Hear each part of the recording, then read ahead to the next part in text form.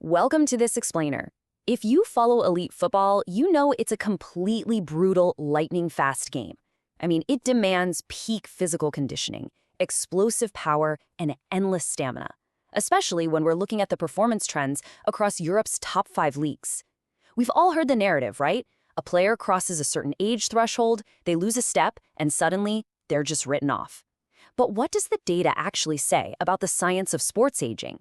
Today, we're breaking down massive data sets from elite football to separate the myth from the reality.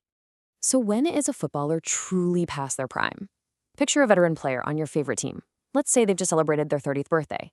According to traditional football wisdom, the clock is ticking loudly. We tend to question if hitting that dreaded big 3-0 means they're physically washed up, just ready to be benched for a younger, faster prospect.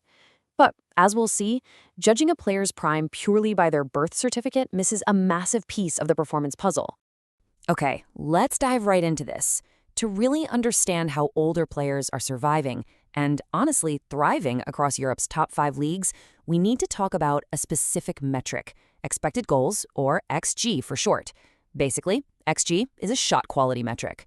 It estimates the probability that a shot will actually result in a goal, calculating this based on factors like the shot's location, the angle to the goal, and the amount of defensive pressure on the shooter. Having this foundation is absolutely vital because elite football isn't just about how fast you can run. It's entirely about the quality of the chances you create. First up, let's validate what your eyes are probably already telling you. The physical decline? Yeah, it's very real. Longitudinal data from elite soccer shows an undeniable 1.80% annual drop in high-intensity running for each and every year a player gets older. That translates directly to fewer explosive sprints and way less ground covered at top speed. So when a fan says an aging player is losing a step on the counterattack, well, this number right here is the mathematical proof of that exact phenomenon. Yes, but, and here is the massive plot twist. While that physical decline of negative 1.8% in high-intensity running is happening, there is a simultaneous technical growth taking place. Players actually significantly increase their pass accuracy by an average of 0.25% each and every year they get older. So as the legs slow down, the technique and the decision-making actually sharpen. We have the literal receipts for this from thousands of match observations in Spain's La Liga, and they completely prove this point. While total distance and high-intensity running decrease as players age, pass accuracy steadily climbs. It's essentially players swapping physical output for technical mastery to extend their careers. It's like a real-time game of trade-offs. Section 1. The brain overtakes brawn. Tactical intelligence. Now, what's really interesting here is how, as elite players lose their raw explosiveness, their tactical intelligence kicks in as their primary weapon, and we can see exactly how that translates to goal-scoring opportunities. When pulling data from over 1,400 players across Europe's top 5 leagues, expected goals actually increase linearly across all positions up to age 40. Older players are consistently finding themselves in better, higher probability scoring locations than their younger counterparts. Section 2. Positional differences, roles on the pitch. Now, this aging effect is absolutely not one-size-fits-all. It depends heavily on a player's specific role on the pitch. Notice how physical decline hits different positions differently. Central defenders protect their physical stats the best, only dropping about 0.40% a year. This is largely because their role relies heavily on positioning rather than constant, all-out sprinting. But look at the wide players. External midfielders suffer a massive 0.81% drop, and forwards drop 0.64%. The guys on the wings basically burn out their running capacity much faster because their positions absolutely demand relentless, high-speed ground coverage. But here is where it gets really fun for the attackers. Forwards compensate for that lost pace with elite tactical positioning.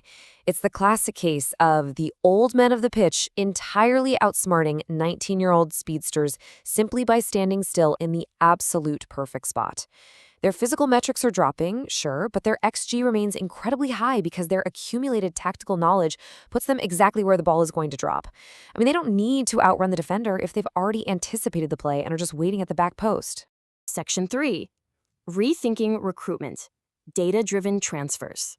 So the crucial point here is taking all this performance trend data from the top 5 leagues, clubs really have to realize that discarding players simply because they hit 30 is a massive market inefficiency.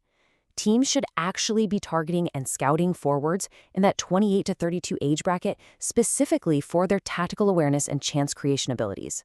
Furthermore, training regimens for players over 27 should probably shift away from purely physical conditioning and lean heavily into position-specific tactics to support their technical growth. Finally, contract compensation and evaluations should rely much more heavily on XG per 90 minutes, rewarding players for their tactical intelligence and the quality of chances they create rather than just their raw athletic output.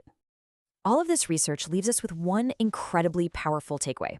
An athlete's opportunities, rather than inherent talent, primarily determine their goal-scoring ability. Just let that sink in for a second. It isn't just about raw finishing talent or having a rocket of a shot.